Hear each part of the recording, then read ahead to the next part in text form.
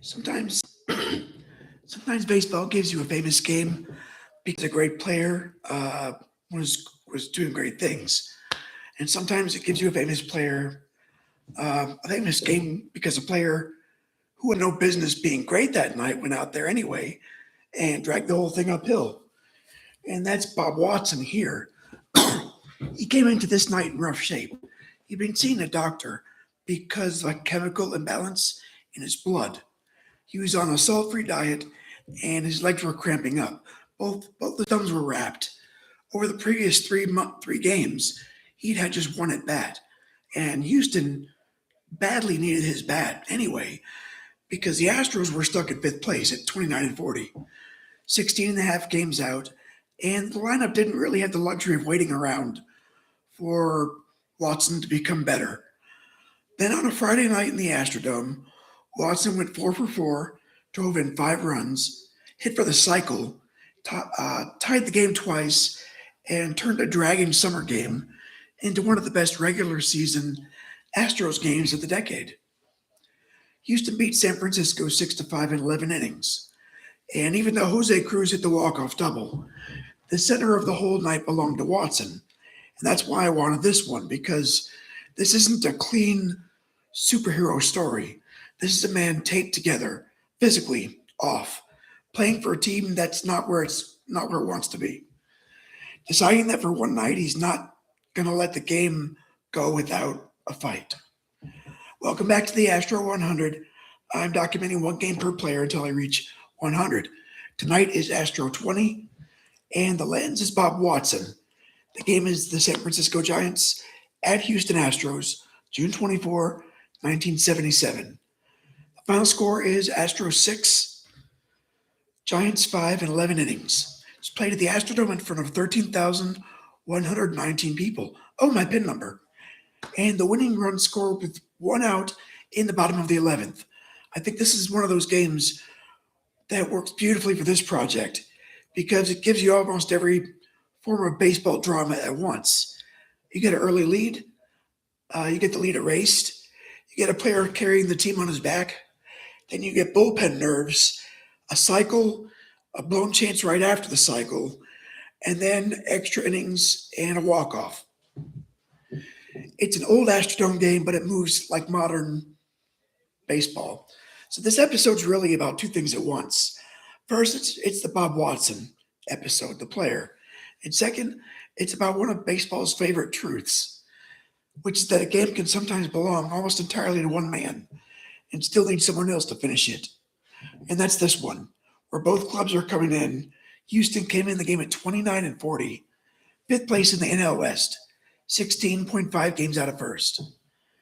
That's not a death sentence in late June, but it's bad enough that a team can start to feel stuck deep inside its own story. The Astros were light hitting by contender standards. Watson, who wasn't even fully healthy yet, still led the club with 36 RBI coming into this game, and was one of the few hitters in the lineup that could really bend the game around himself. San Francisco comes in just a little tiny bit healthier in the standings at 32-38. So this isn't the first place glamour game. This is a game between two teams that are trying to psych themselves back into relevance before the season runs away from them. That changes the emotional weather of the whole thing. This isn't really relaxed baseball. This is baseball with a little stress in the walls. And I think that's the one reason the game has good energy for this project. Neither team can really afford to treat it casually. Houston especially can't. Houston needs home wins. It needs Watson's bat, and it needs some sign that summer isn't just going to be a long beige trudge to 500 or worse. And this is the part of the script where I want to slow down for a second because the easy story of this is this just Bob Watson hits for the cycle. And yeah, that's the headline.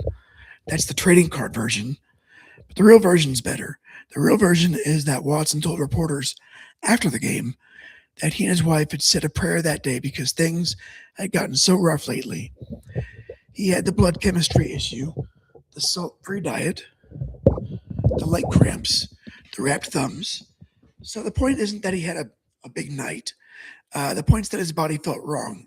His body felt stuck, and he still found a way to own the game for one day. That's one of the things baseball does better than almost any other sport. It reveals sometimes greatness doesn't come with momentum. Sometimes it's interruption. It's pain interrupted, doubt, drift, a bad week, a bad body, a bad season, if only for one night, interrupted. If you want the deeper idea, in this episode, it might not be that. Don't look what a star can do when everything is lined up. More like, look what a star can do when almost nothing's lined up. Houston's still managed by Bill Verdon, one of the serious baseball managers who always seems to belong in a dugout. He'd been in the National League Rookie of the Year back in 1955.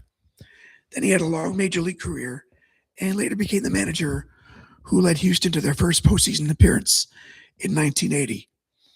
His reputation was steady, disciplined, and unsentimental. That fits this team and this game. Across from him is Joe Altobelli in his first year managing the Giants. He later manages the Orioles to a World Series title in 1983, but in San Francisco, this was more of a stabilizing job than a glory job. He's trying to make a competitive division team out of a roster that had some names and some aging talent against more youthful pieces and not much margin, really. Houston starter was Dan Larson. And that matters. That letter matters. Don Larson to Dan Larson. Uh, Dan Larson wasn't an established ace. In fact, this was his first game at the start of the 1977 season after 16 relief appearances. So Houston isn't entering this game with a position of comfort. It's not send the horse out there and let him carry us. It's more let's try to put this thing together while we're driving it and hope the offense can do enough. San Francisco rolled out Bob Nepper, who's a young left-hander with real promise. Only 23, and he was just coming off a pretty strong outing already. The Giants weren't just trying to survive this one. They're handing the game to a live young arm that they believed in. And that makes Watson's night better because this isn't a washed up pitcher getting shelled by accident. This is a legitimate young starter getting tagged by a hitter who refuses for one game at least to be ordinary. The most obvious heavyweight Hall of Famer in the lineup is Willie McCovey. That's a pretty good way to announce that we're still in serious National League territory. McCovey's already a baseball monument by this point. He was the Rookie of the Year in 1959, MVP in 1969, and one of the great left-handed power batters, and eventually, in 1986, a Hall of Famer. Even older McCovey chart changes the oxygen in a lineup. The one thing I like about this game isn't that it's overloaded with Cooperstown names. Instead, it's full of baseball people. Bob Watson himself became far more than just a player in franchise history. Art Howe, Joe Altobelli, Bill Verdon is here. These are not just actors on a box score. There are people who go out to shape dugouts, front offices, and franchise memory. Watson's central in that regard. He's already a two-time All-Star by this point. He'd already scored what was widely reported as baseball's 1 millionth run in 1975. He later became the first African-American general manager of a major league franchise. That's huge life inside the game. So when you focus this episode on Watson, you're not focusing on a random productive first baseman. You're focusing on one of the most important humans the Astros have ever employed. I'm not going to get into that. Houston's version of pregame confidence is probably something like, look, we're at home. This dome can flatten teams, and we can pressure the defense. We can run a little, and if Watson has anything at all tonight, that might be enough. San Francisco's version is, your lineup is not deep, our lefty can work, and if our veterans do their part, We can take this game from you in your building. And that ends up being exactly what the game feels like. It feels like a game where both teams keep saying in different ways, no, actually, we're not done here. The Giants keep taking the lead. Ben Watson keeps taking it back. Houston keeps almost winning, and the Giants keep refusing to disappear. It's not loud back and forth. It's better. It's a baseball argument. This is a division game between teams that know each other a little too well. I do like the subtle context. The franchises were connected by baseball people moving through them. The sport, the sport always works that way. Front offices, coaches, scouts, bench guys.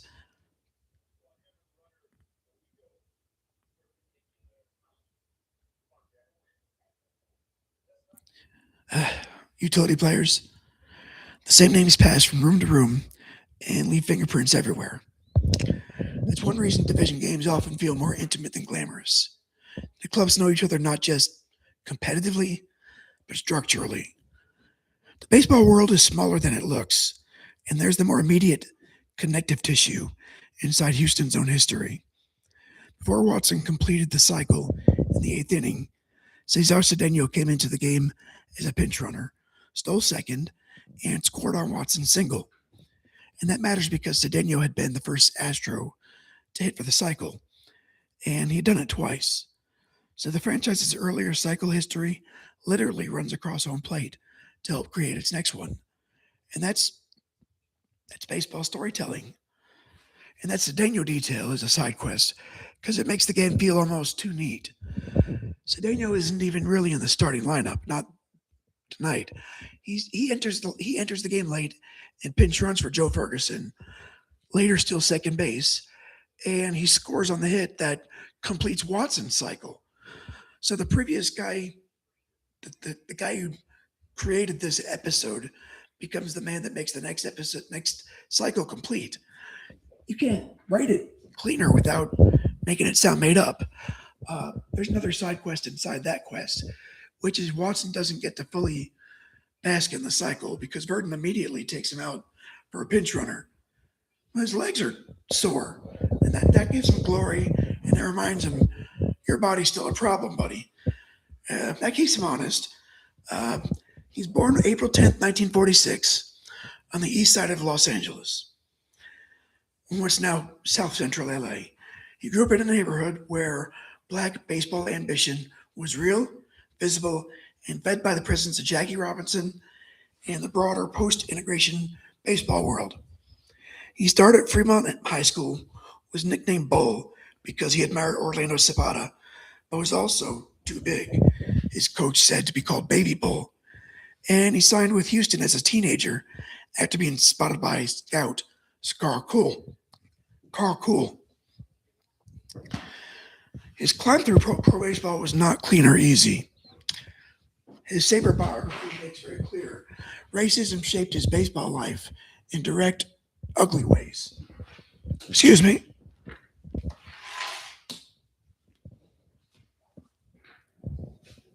He dealt with housing discrimination in the minors, humiliations on the road, and the constant background reality that being a talented black ball player did not protect him from being treated like he didn't belong. And that part matters because it tells you what kind of force was required just to stay in the sport long enough to welcome Bob Watson. By the mid 1970s, he was one of Houston's anchors. He made the NL All Star team 1973 and 1975 and allegedly scored baseball's millionth run, 1975. He was productive, respected, and already one of the franchise's defining hitters.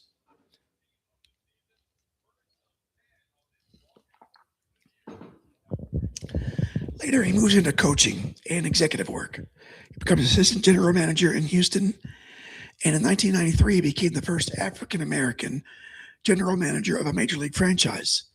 So this game lands at a nice point in his life. He's not an emerging kid, and he's not a farewell tour veteran. He's in the middle of being Bob Watson, established, necessary, and capable of making the whole game feel like it belongs to him. For Watson personally, this game feels like a reminder Not because people forgot he was good. They probably didn't. But because a player could still need a night that says, yeah, even now, even hurting like this and frustrated, and on a club that's not thriving, I could still do this to a major league game once in a while. The cycle's the headline, but the more meaningful detail might be the 5 RBI. Houston scores 6 runs all night. Watson drives in 5 of them. He's not decorating the game, he's powering it. That's an important difference. And I also like that Watson didn't treat the post-game conversation as a personal coronation. He emphasized the Astros need the win. That tells you a lot about the man and a lot about the moment. He understood the performance. He also understood the standings. The cycle, it shines. The season still hangs there in the background, demanding to be acknowledged. The game starts quietly enough at the top of the first. Larson gets through the Giants without damage. Then Houston comes up and immediately starts bothering Bob Nepper. Wilbur Howard singles, Enos Cabell singles, Jose Cruz comes up, and during the action, Howard gets caught in a rundown, but winds up at third because of a drop ball. Cruz strikes out, Joe Ferguson walks, and now the bases are loaded with 1 out for Bob Watson. And Watson rips a 3-run triple just like that. Houston leads 3-0. The Dome wakes up. Watson is standing on third base. And the first emotional message of this game is simple.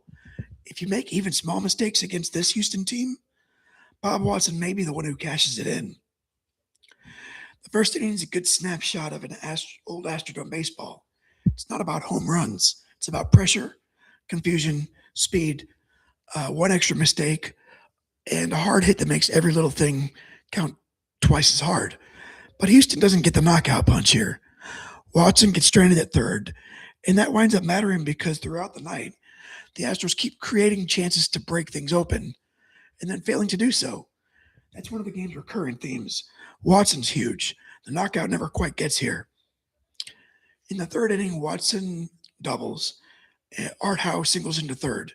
Again, Houston threatens. Again, it doesn't fully cash in. So even while the Astros are ahead, the game has this nagging feeling that the lead is lighter than it should be. San Francisco answers in the fourth. Darryl Evans. It's a 2-run homer. Gary Thomason and Willie McCovey single. Jack Clark reaches on a force play. Mark Hill singles home the tying run, 3-3. And now the game is officially reset. That's important because it prevents the story from getting too easy. Watson gave Houston a burst. The Giants answer with grown man offense. And that's what makes the rest of the night feel earned. The fifth inning sharpens the pattern. In the top half, Bill Madlock homers. The Giants lead 4-3. And in the bottom half, Watson comes up and homers himself. Tie game 4-4. That's probably my favorite part of the whole game because it defines Watson's role with clarity. Every time San Francisco changes the emotional direction of the night, Watson drags it back the other way. Triple to create the first lead, homer to erase the next lead. He's functioning like a counterpuncher. Larson's out after 4 1/3. Gene Pence takes over for Houston. And for a little while, the game becomes bullpen geometry. Then the 7th inning, Darryl Thomas walks again. Darrell Evans singles. Gary Thomason hits a sacrifice fly, and the Giants are leading 5-4. Pence intentionally walks McCovey, also walks Jack Clark. Suddenly, the bases are loaded. That's a point where the game would really crack open against Houston, or it could. But Rob Andrews flew out, and the Astros survived without allowing any more damage. And that escape is crucial here because without it, there's no late Watson drama left to tell. Now we get the inning everyone remembers. Bottom of the 8th, Joe Ferguson reaches on an error. Cesar Cedeno comes in to run for him, and Cedeno immediately steals second. Watson comes up already sitting on the triple, the double and the home run, and he singles. Cedeno comes home, and the game is tied at 5. Watson's completed the cycle.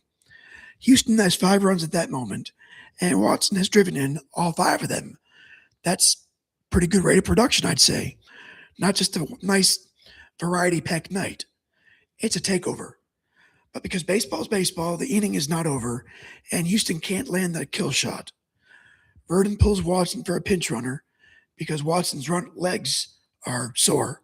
Jim Fuller bunts the runner over. Howe walks. Julio Gonzalez walks. Bases loaded. And then Craig Kasich bounces back into a brutal inning-ending double play. So the crowd gets a cycle, and they get the tie.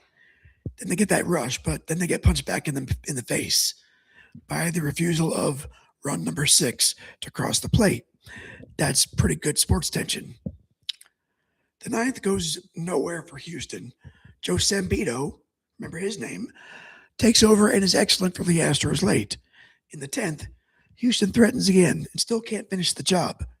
Ed Herman singles and gets caught stealing. Fuller reaches on an error. Howe gets intentionally walked. No run. And at this point, the game is living in a very specific extra inning feeling where everyone's tired and one small mistake is about to make history. In the top of the 11th, Sambito slams the door shut. Strikeout, ground out, fly out. A nice, quick, clean, no-nonsense inning. In the bottom of the 11th, Craig Kasich grounds out, Wilbur Howard walks, and Enos Cabell singles. Howard gets to second. Jose Cruz comes up, doubles to deep left. Howard scores. Cabell goes to third. Game over. Astros 6, Giants 5. So Cruz gets the final image, but the architecture of the entire game belongs to Bob Watson. Cruz ends it. Watson authored it. For Houston, this was not just a pretty memory. It's the kind of win that keeps the season from hardening into resignation. The Astros had been stuck in 5th place, and they needed Watson back in the lineup pretty bad. They got exactly the kind of performance that a drifting team sometimes needs to believe it can still matter. Watson himself said after the game, Houston had a lot of bad luck and needed the win. That's the right frame. This wasn't individual sparkle. It was oxygen. For San Francisco, the loss had to be maddening. They got a good young lefty start, a home run from Madlock, and a big home run from Evans. They kept taking the lead back and still lost because they couldn't quite survive Watson, and they couldn't close the final door in the 11th inning. That sort of loss that's kind of irritating because you keep almost escaping. I think a casual fan would care about this game because it shows the baseball of baseball clearly. You get one player being bigger, but that's not enough on its own. You get early scoring, but that doesn't settle anything.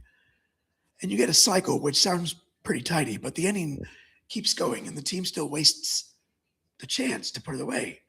Then the extra innings, where the actual winning hit belongs to someone else, and that's baseball. It resists simplification.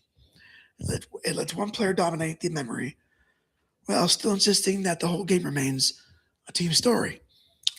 I think that's also a good game for a new fan because it's easy enough to follow.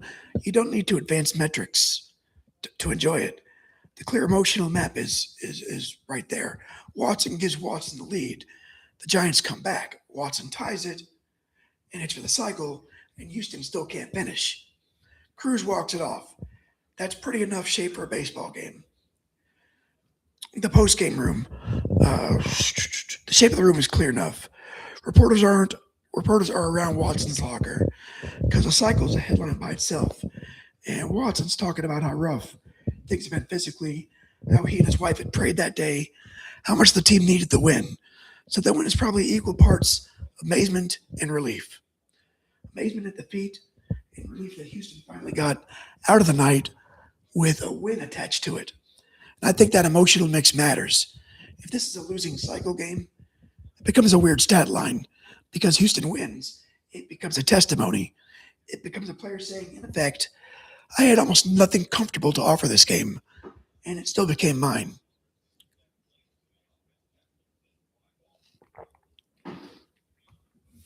From the year, Houston finished the season 1977 at 81-81.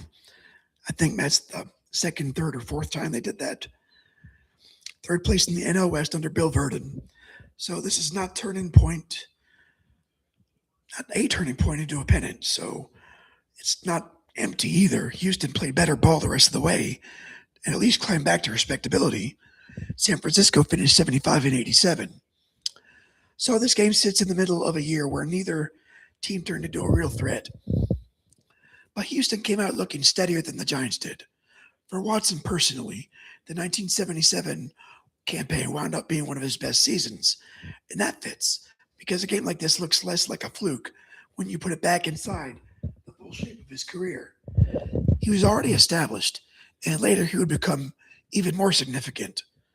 First as a player of franchise importance, then as a coach and executive, and finally as one of the landmark black baseball executives in Major League history. Watson played 19 Major League seasons, finished with 1,826 hits, 184 home runs, and 989 RBI. He retired with a 295 batting average, and later moved into coaching and player development, then front office work, and became GM in Houston before breaking a major barrier as the first African American general manager of a major league franchise in 1993. When you look back in this game, June 1977, you're not just looking at the cycle. You're looking at one chapter in the life of a man who turned out to matter in baseball at almost every level the sport has. I think that adds weight to his night. It's not just a big performance by a great player. It was a big performance by one of the game's most important people. And next time we move from a first baseman grabbing the game by the throat to a pitcher date, Astro 21, Ken Forsch, April 7, 1979. So tonight was about rescue through hitting. Next time we can shift to a different kind of control. A game where the main question isn't who can keep answering, but who can make the whole game feel smaller. That's a nice tonal turn coming out of Watson. That's Astro 20, hurt, wrapped, cramping, needing help. And yet somehow still becoming the man everyone else needed. A 3-run triple in the first, home run on the fifth, single in the eighth to complete the cycle, 5 RBI, and a 6-5 win. And even then, because baseball's never content to let a story end at the obvious place, Jose Cruz still had to let the walk-off double in the 11th. That's why this holds up, not because it's tidy. It's not really tidy. It keeps trying to slip away, and Bob Watson keeps grabbing it until Houston finally gets to the finish line. That's enough for one night. Thanks for watching. If you're here, I can see no one's ever here, so that's okay. You might see this later. I don't know.